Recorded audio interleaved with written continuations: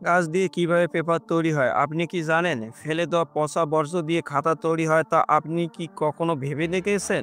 আর এগুলো কারখানাতে কিভাবে তৈরি হয় এবং কোন কোন প্রক্রিয়ার মাধ্যমে গাছ ও পচা বর্জ্যকে ব্যবহার করে কারখানাতে পেপার তৈরি করে? আর আপনি যদি পুরো ভিডিওটি দেখেন তাহলে আপনি নিজেও খাতা তৈরি করতে পারবেন। আর আজকের ভিডিওটি অনেক গুরুত্বপূর্ণ হতে চলেছে, তাই সম্পূর্ণ ভিডিওটি দেখার অনুরোধ রইল। তাহলে চলুন শুরু করা যাক। আর নতুন বন্ধুরা অবশ্যই পাশে থাকা সাবস্ক্রাইব লেখাতে ক্লিক করে বেল আইকনের অপশনটি সিলেক্ট করার অনুরোধ রইল। পেপার মালবেরি, কেউ কেউ বলে যে গাছ থেকে কাগজ তৈরি হয় না, কিন্তু পৃথিবীতে এমন একটি গাছ রয়েছে যেটা প্রায় একাই আধুনিক কাগজ শিল্পকে দাঁড় করিয়ে রেখেছে। তাহলে আপনি শোনার পরে নিশ্চিতভাবে অবাক হয়েছে। এই গাছের নাম হলো পেপার মালবেরি বা তেতো গাছ বলে থাকে। দেখতে সাধারণ হলেও এই গাছের ভেতরে লুকিয়ে আছে প্রাচীন ইতিহাসের এক অমূল্য অজানা রহস্য। এই পেপার মালবেরি গাছ সবচেয়ে বেশি জন্মে থাকে পূর্ব এশিয়াতে, বিশেষ করে চীন, জাপান, কোরিয়া আর মাঝে মাঝে আমেরিকা ও আফ্রিকাতে কিছু জায়গায় এই গাছের দেখা মেলে। আর এই গাছের পাতা ও ছাল দিয়ে কোটি কোটি টাকার কাগজ শিল্পের মূল উপাদান হিসাবে ব্যবহৃত হচ্ছে। আজকের দিনে আমরা যেসব বই পড়ি, খাতা ব্যবহার করি, খবরের কাগজ ছাপা হয় কিংবা ফাইলপত্র তৈরির জন্য যে কাগজ ব্যবহার করা হয়, সেগুলো মূল কাঁচামাল হিসাবে বহু দেশে এই গাছের ছাল ব্যবহৃত হয়।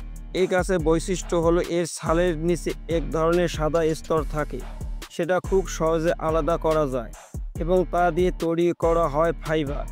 এই ফাইবারকে গরম পানিতে ভিজিয়ে বিশেষ একটি মেশিনে সেঁকে কাগজে রূপান্তর করা হয়।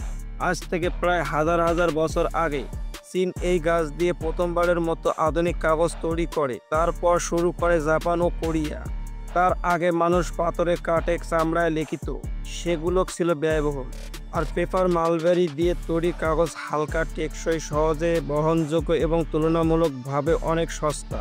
তাই খুব দ্রুত এই পদ্ধতি সারা বিশ্বে ছড়িয়ে পড়ে এবং কাগজ হয়ে ওঠে মানুষের যোগাযোগের, শিক্ষার, ব্যবসা বাণিজ্যের অন্যতম মাধ্যম। এই গাছ চাষ করা খুবই সহজ, এটি খুব দ্রুত বাড়ে, বেশি যত্ন লাগে না এবং একবার লাগালে বছরের পর বছর এর ছাল ব্যবহার করা যায়। প্রতি বছর ছাল তুলে নিলেও গাছ মারা যায় না, বরং আবার নতুন ছাল গজিয়ে ওঠে। এতে গাছের কোনো ক্ষতি হয় না এবং এই গাছ টিকে থাকে দীর্ঘদিন। তাই পেপার মালবেরি গাছকে বলা হয় পূর্ণ ব্যবহারযোগ্য বৃক্ষ। আর এই গাছের জন্য প্রাকৃতিক ভারসাম্য নষ্ট হয় না। আর এই গাছ শুধু পেপারের জন্য নয়, এটা আয়ুর্বেদিক ওষুধের জন্য অনেক অমূল্য রত্ন। এই গাছের পাতা আয়ুর্বেদিক ওষুধের কাজে করে থাকে, তাই অনেকে এর পাতা শুকিয়ে চা করে খেয়ে থাকে, ব্যবহার করে এই গাছের পাতা এবং ছাল দিয়ে প্রাকৃতিক রং এবং কাপড়ের রং উপকরণ হিসাবে। আর অনেক আদিবাসী জনগোষ্ঠী আজও এই গাছকে পবিত্রভাবে এবং ধর্মীয় উৎসবে লেখালেখি করে এবং চীন, জাপান, কোরিয়ার মতো দেশ এখনো পুরানো ইতিহাসকে ধরে রেখেছে। যেগুলো আপনি দেখেছেন সেগুলো হচ্ছে পচা বর্জ্য। হাজার হাজার টন এই পচা বর্জ্য দিয়ে তৈরি হয় কাগজ। যে কাগজ আমরা প্রতিদিন ব্যবহার করি তা আসলে এক বিশাল জটিল প্রক্রিয়ার মাধ্যমে দিয়ে তৈরি করা হয়। এর জন্য দরকার উন্নত প্রযুক্তি ও সঠিক কাঁচামাল। কিন্তু কখনো কি ভেবে দেখেছেন পুরাতন ফেলে দেওয়া কাগজকে কিভাবে নতুন চকচকে কাগজে রূপান্তর করা হয়? আজ আমরা জানবো কাগজ তৈরির সম্পূর্ণ প্রক্রিয়া। প্রথমে আসি কাঁচামাল সংগ্রহের কাজ। পুরাতন কাগজ বিভিন্ন ধরনের ভাঙড়ি এবং পুরাতন বিক্রয় দোকান থেকে তাদের কাছ থেকে সংগ্রহ করা হয়। বর্তমানে কাগজ তৈরিতে বেশি পরিমাণ রিসাইকেল পেপার বা পুনর্ব্যবহৃত কাগজ ব্যবহার করা হয়, যা পরিবেশ দূষণ থেকে অনেকটা রক্ষা করে এবং পরিবেশের জন্য অনেক ভালো। ফ্যাক্টরিতে কাগজগুলি বিশাল একটি কনভেয়ার বেল্টের মাধ্যমে কাটিং ইউনিটে পাঠানো হয়। সেখানে এটি ছোট ছোট টুকরো করে কাটা হয় এবং ফুটন্ত পানীয়, বিশেষ করে ম্যাগনেসিয়াম, ক্যালসিয়াম, জীবাণুনাশক ও কীটনাশক রাসায়নিকের সাথে মিশিয়ে এক ধরনের লিকুইড পেস্ট তৈরি করা হয়। এই পেস্ট দেখতে অনেকটা ঘন দুধের মতো লাগে, তখনও কিন্তু কাগজ রূপ পায়নি। এরপর আসে শোধন প্রক্রিয়া, যেখানে পেস্টের মধ্যে থাকা ক্ষতিকারক ছোট ছোট আবর্জনা ও ময়লা কালি বার করে নেওয়া হয়। বিভিন্ন প্রক্রিয়া ব্যবহার করে সেঁকে নেওয়া হয়। এরপর পেস্ট থেকে তরল ও রূপান্তরিত করা হয়।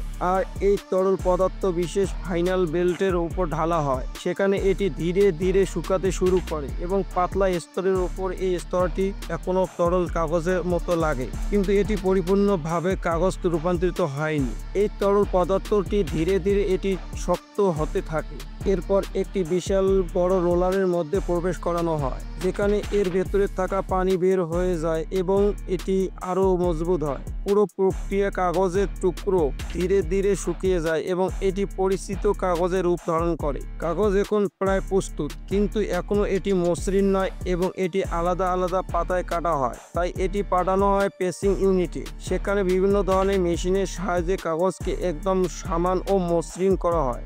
এই কাগজকে একের পর এক বিশাল রোলারের মধ্যে ঢুকিয়ে দেওয়া হয়, সেটিকে সামানভাবে প্রেস করে যাতে এটি ঠিকভাবে লেখা বা মুদ্রণের জন্য উপযুক্ত করা হয়। এরপরে কাগজের গুণগত মান চেক করা হয়। এরপর কাগজের বড় বড় রোল আকারে কেটে ফেলা হয়। এই কাগজের রোল বিভিন্ন ধরনের কোম্পানি ক্রয় করে নিয়ে যায়। সেই কোম্পানি বিভিন্ন ধরনের খাতা অন্যান্য সামগ্রী তৈরি করে। বিশেষ করে কিন্তু যেখানে কাগজ তৈরি করা হয় সেখানে কিন্তু এগুলো ব্যবহৃত সামগ্রীর জিনিস তৈরি করা হয় না।